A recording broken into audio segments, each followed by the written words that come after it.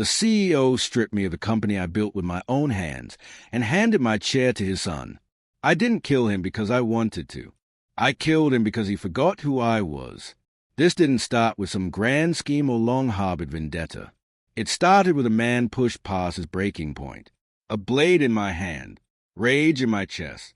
My name is Kane Mercer, and until last week, I was the last man standing from the original team. Cypher Core wasn't born in some fancy Silicon Valley garage. It began in a rotting basement beneath a pawn shop in East Detroit. No sunlight, no investors, just mold, caffeine, and ambition.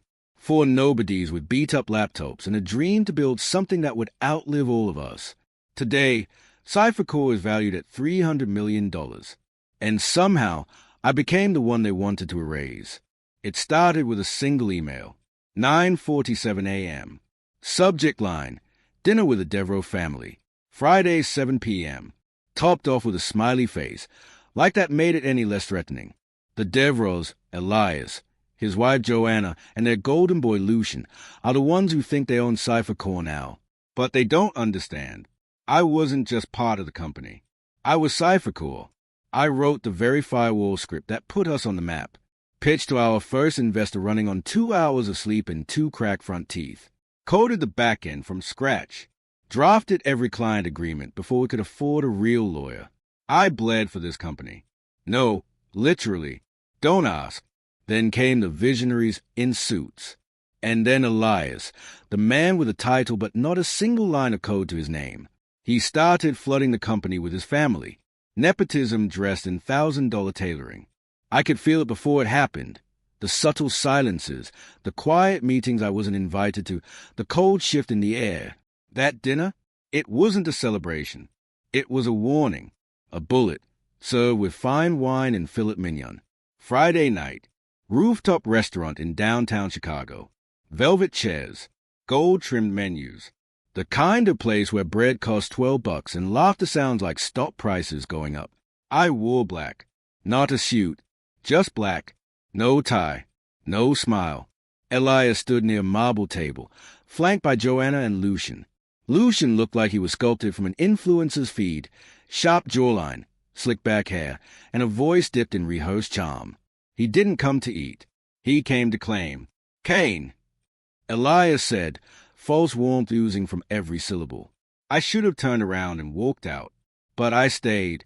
I needed to see how far they'd go. Dinner was drenched in fake laughs and overpriced wine. Lucian leaned forward, his eyes gleaming like a predator behind a polished smile. I've always admired your work, he said. Hard to believe this place once ran on old code and spreadsheets. He chuckled like he had the faintest clue. I didn't laugh. I just nodded. It wasn't funny. Then Elias cleared his throat, the executioner preparing his speech. Kane, he said, folding his hands like a priest. We've been thinking about the next chapter for Cypher Core. You've been crucial, foundational. Here it comes. But we believe it's time for new leadership. A fresh perspective. Someone to guide Cypher Core into the future. Lucian sipped his wine like he'd already won. He just finished his MBA at Wharton. Elias added, pride swelling in his chest like that meant a damn thing. I looked at him, then at Lucian, then down at my untouched plate. What's the transition plan? I asked, my voice flat as concrete. Elias visibly relaxed. 6 weeks. He'll shadow you. We'll announce the restructuring next quarter. And of course, we'll make sure you're taken care of. That's when Lucian leaned forward, fork hovering above his steak like a stage prop. Time to pass the torch, old man, he said, grinning. Don't worry. I won't break your toys. Joanna froze. Elias winced. I didn't move. I smiled, because they had no idea. They never asked, never checked. Back in 2004, when Cypher Core was on life support, Elias handed me a napkin. On it, a scribbled promise. 5% equity. No lawyer. No witness. Just desperation and a shaky pen. He had no options. I saved Cypher Core. Twice, maybe 3 times. That napkin, it became gold. It matured with every funding round, every new investor, every IPO whisper. It was worth millions now. But more importantly, It gave me power. They wanted me out. They didn't realize I could still veto decisions, cast votes, and scorch this empire to the ground if I chose to. Monday morning, I walked back into Cypher Core like nothing had happened. Same black coffee. Same worn-out boots. People stared. Whispers clung to me like shadows. I gave him a smile, though it barely touched my eyes. Lucian was already moving into the office next to mine. Brand new laptop, inflated sense of self. He waved. I didn't. I went straight to my safe. No, not a real one. Just my old laptop. The one from our Detroit basement days. It's still powered on. Slow. Stubborn. But loyal. Inside it lived the soul of Cypher Core. The original encryption model. Proprietary code that still pulsed through our core systems.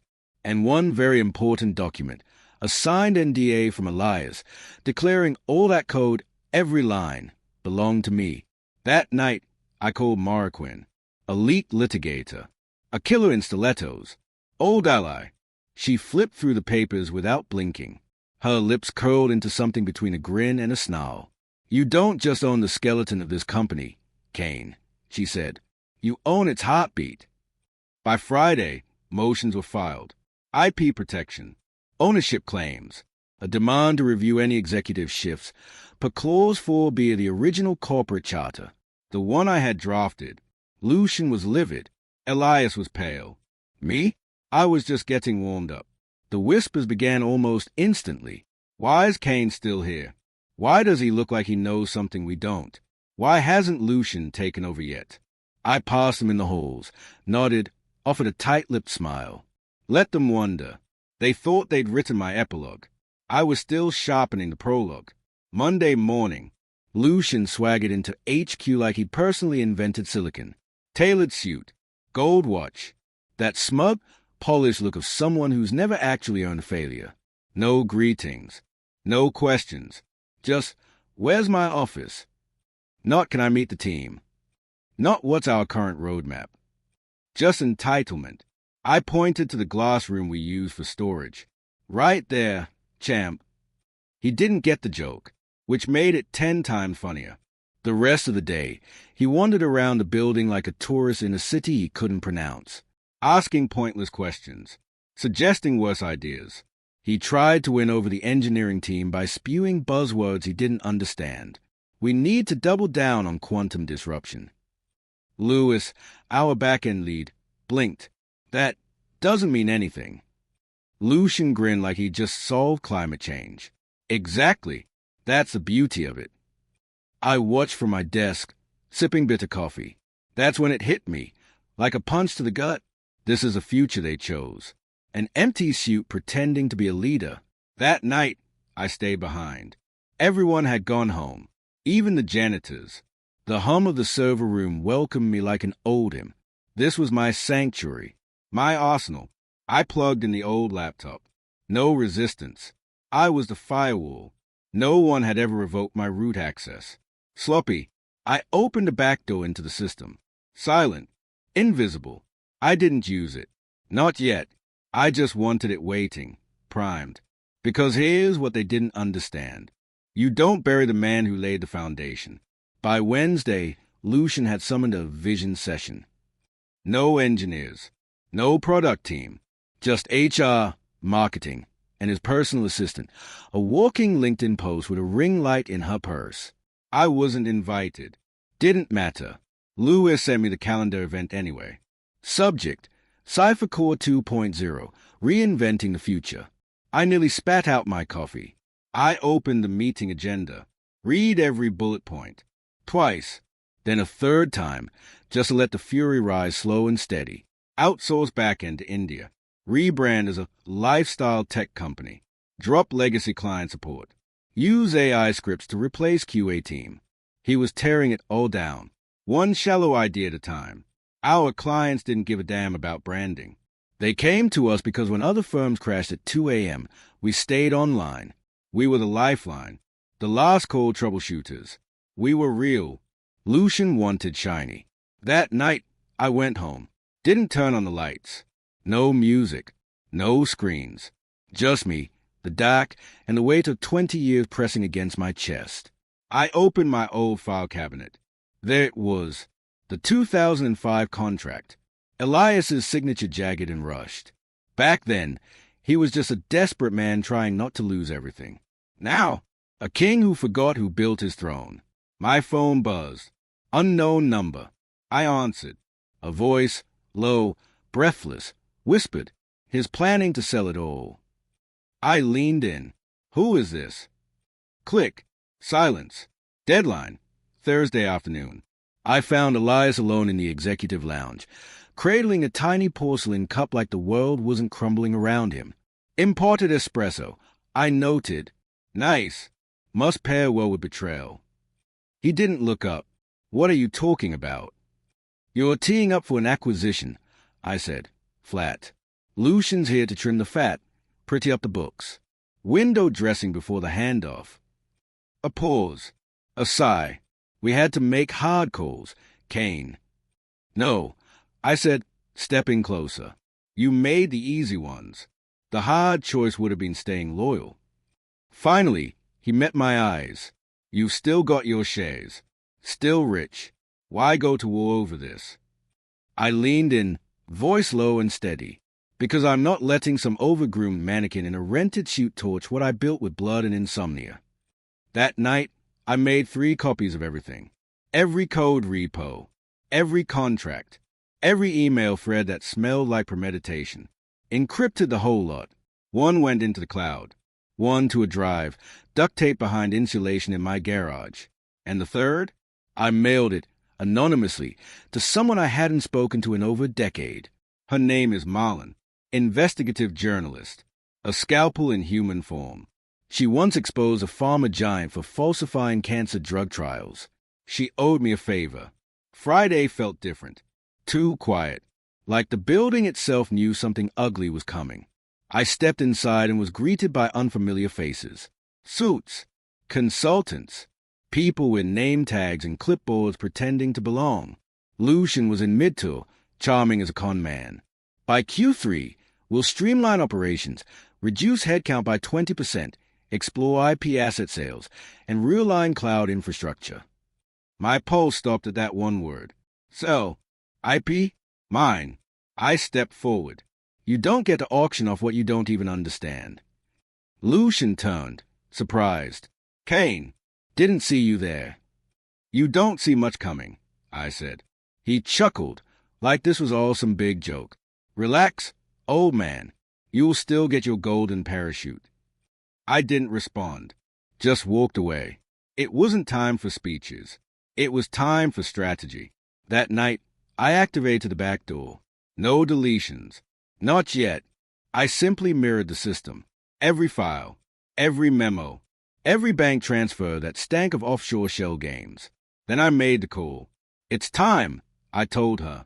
She didn't ask questions. I booked a formal board meeting, using my shareholder rights. They tried to delay. Too late. I had proof. Lucian's an authorized restructuring plan. The NDA Elias signed in 2005 that handed me full rights to the core tech, and documents tying both men to illegal asset transfer schemes. Monday was coming, and I wasn't showing up to negotiate. I was coming to burn it all down. I stepped outside and looked back one last time. Cypher Car loomed behind me, glass, steel, sterile. They thought they'd buried me in it. But I wasn't the ghost in the machine. I was the spark in the wires, and I was done waiting. Sunday night. No sleep. Not from fear. From readiness. The house was silent. Even the walls felt like they were holding their breath. I sat at the kitchen table under a lone lamp, staring at the headline Marlin had queued for 9 a.m. sharp. Inside Cypher Core, nepotism, IP theft, and a corporate coup no one saw coming. The article had teeth. Proof of Lucian's illicit restructuring. The NDA with Elias's shaky 2005 signature. Financial records linking hush money to offshore accounts. Emails showing the board knew and chose silence. Mara would hit publish the moment the boardroom doors closed. I wasn't going in to plead. I was going in to expose. Monday, 7:52 a.m. I walked into Cypher Core HQ, not as Kane, the co-founder, not as the guy everyone wrote off, but as a warhead with a timer. Lucian stood in the lobby, schmoozing Junior XX. Navy suit. Designer watch. Smug enough to think he'd already won. Morning. Kane. He smirked. Big day. You have no idea. He blinked, confused. Good. 9 a.m. I stood at the head of the boardroom table. Glass walls. Nervous eyes. The board filed in, faces blank and rehearsed. Elias entered last. His suit hung loose. His face was ash. Lucian followed, still grinning. Let's get started, Elias said. I didn't wait. Pulled a flash drive from my pocket. Plugged it into the console. The screen blinked to life. Subject, Cypher Core IP ownership dispute. Evidence packet 0001. Gasps. A curse. One director dropped their pen. What the hell is this? One of them asked. I turned to Elias. You tell them. He stayed silent. Didn't need to speak. The slides did all the talking. I walked them through it. The core code was mine. The NDA was signed. The IP was never Lucian's to touch. The sale was unauthorized. The board silence? Complicity. Then I dropped the final slide. 2 minutes from now, I said, a full expose hits national media. Front page. Investors, regulators, clients, everyone will see it. Lucian jumped to his feet, furious. You can't blackmail the board. I stared him down. This isn't blackmail, I said. It's a mirror. You just don't like what you see. I looked him dead in the eyes. This isn't extortion, I said, my voice calm. It's accountability. Dress in A-tight legal precedent. At exactly 9:01 a.m., the silence shattered. Phones buzzed like hornets. Laptops chimed with alerts. One director muttered as he stared at his screen, pale-faced. It's public. Lucian spun toward me, face flushed with rage. You lunatic. You just nuked the entire company. No, I said quietly. You did. Then I dropped the last card on the table, a printed shareholder directive, signed and timestamped. As a minority stakeholder with full rights to the proprietary architecture and legal protections under the founding charter, I announced, I'm initiating a vote of no confidence in Elias Devereaux. Elias blinked, shell-shocked. You destroy everything we built together over a grudge. I looked at him with cold clarity. No, I'm saving it from you. By 10 a.m., it was over. Security walked Elias out before the hour was up. Lucian trailed behind, flinging threats about lawsuits and legacy. The board didn't speak. They didn't need to. The fallout was already rippling. The stock faltered. Headlines erupted. Phones never stopped ringing. And in the middle of the storm, I sat where it all began, my old office. Same desk, same window, but the air felt different, like something uncoiled. Lewis stepped in holding 2 coffees. You really went through with it, he said, handing me one. I took a sip. Not done yet. At 1 p.m., the board summoned me privately. No lawyers, no PR spin, just nerves and tired eyes. We need to steady the ship, one of them said, and we need leadership that understands where we came from. They all looked at me. I don't want the title, I said. They exhaled in unison. But I want veto rights over anything touching the core platform, full authority over IP licensing, and a permanent seat on the board, not as some ceremonial founder, but as a sentinel. They didn't argue. They couldn't. By 5:48 p.m., I stepped into the parking garage, winter air slicing across my face. Lucian was there, leaning against his Tesla, for impress his ear, probably lawyering up. He saw me and barked, "This isn't the end, Mercer." I didn't even pause. "You're right," I said without looking back. "It's just not your narrative anymore." Later that night, I sat on my rooftop, city lights blinking like fading embers. Lewis called. "You good?" I exhaled. "Not good. Not bad. Just unchained." I never wanted the crown. I just made damn sure no one unworthy could wear it.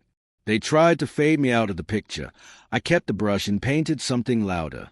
Something defiant. Tuesday, one day after the detonation. Cypher Core was everywhere. News channels. Think pieces. Late night jokes. Tech world learns what happens when you sideline the quiet guy. They called me the ghost in the code. I liked it. Lucian? Gone. Vanished like a bad idea. Elias? Word was he jetted off to Europe with a PR firm and a limp excuse. Me? I stayed. Because the job wasn't done. Wednesday, 9 a.m. The war room. The board ratified everything I asked for. Power over code changes, licensing approvals, and an override clause on AI initiatives. What they didn't know, I had something even bigger brewing. I brought in Lewis, Jenna from legal, and two of our earliest engineers. We met in the basement server room. No flash, just whirring fans and dustic memories. This isn't over, I told them. Now, we take Cypher Core back, for real. Lewis blinked. Didn't you already win? No, I said. I just stopped the bleeding. Now we rebuild the body. The plan was simple, ruthless, precise. Step 1, audit everything. Every contract Lucian had sneakily signed, every third-party vendor. We found gaping vulnerabilities, closed them by midnight. Step 2, reclaim the voice. I wrote a message, short, unpolished, real. Cypher Core was built in silence, under pressure, by people who didn't chase trends but solved real problems. It wasn't a brand. It was a promise. We posted it everywhere. Slack, social, break room rules, even the bathroom stalls. The team started talking again. Not whispering, talking. Loud, proud, like they remembered who we were. Thursday night, I walked the halls alone. Every corner, every server room, every inch of the company we built brick by digital brick. I stopped at what used to be the CEO's office. Lucian had turned it into a sterile showroom. Nothing of value, just aesthetics. I sat down at the desk, opened my laptop, and hit send. To Board of Directors. From Kane Mercer. Subject, Cypher Core 3.0, Rebirth. Inside, a blueprint. Not for a company, for a legacy. Reinvest in actual engineering. Rebuild client trust with real human support. Cut every consultant who couldn't write a single function. Launch a mentorship program for kids who never even touched a keyboard. Final line, no more chasing trends. We build again. Friday, 6 p.m. The board voted unanimously. Then they asked me to take the reins. I declined, but I gave them a name, Lewis. He deserved it. He earned it. They nodded. I walked out feeling lighter than I had in years. Saturday, in my garage, I stared at the old laptop one last time. The screen flickered faintly, showing the first file that started it all. Coreheart_v1.0.txt. I smiled, not because of vengeance, because I remembered something vital. Revenge doesn't rebuild, but it clears the rubble. 6 months later, Cypher Core wasn't a comeback story. It was a resurrection. Not glossy or loud, solid. True, we saved schools, kept hospitals online, brought dignity back to digital infrastructure. We mattered again. Later, a cafe in Detroit. Mara sipped her espresso and eyed me with a half grin. You actually pulled it off. No, I said. We did. She chuckled. You know they still think you burned the whole thing down. I shrugged. Sometimes, fire is the only cure for rot. Epilogue. They tried to erase me quietly, a handshake, a plaque, a walk into obscurity. But I wasn't a ghost. I was the thunder behind the storm. And when I spoke, they drowned. Now I build again, with fire in my lungs, ash on my boots, and one lesson scorched into my bones. Any empire that forgets its builders deserves to fall.